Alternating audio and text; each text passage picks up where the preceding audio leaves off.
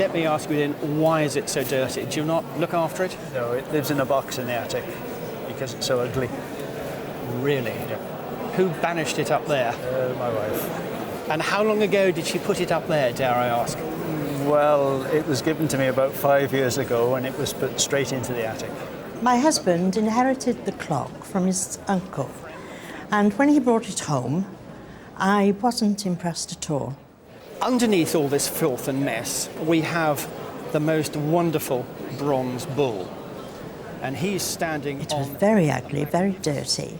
We didn't realise how dirty until we were told how dirty it was on the roadshow. I thought that's the colour it was supposed to be. You're lucky.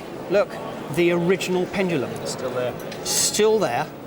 I had a feeling that the clock was going to be worth perhaps a couple of £1,000 because it was pretty old.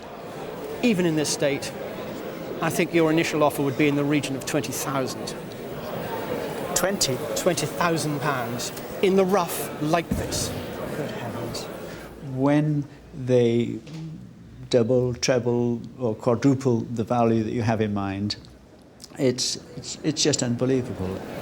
By the time it's been lovingly cleaned, restored, everything done beautifully, you're not going to replace this retail for anything under 30 to 35,000. Good heavens above. My wife would never believe it.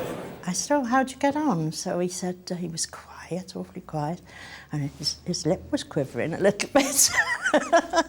And I managed to blurt out the fact that Richard Price had said, oh, in its present state it's worth £20,000. But when I got to the £30,000 mark, I was getting a bit too excited and a bit emotional. It just didn't enter my head, or Keith's, that it could be that valuable.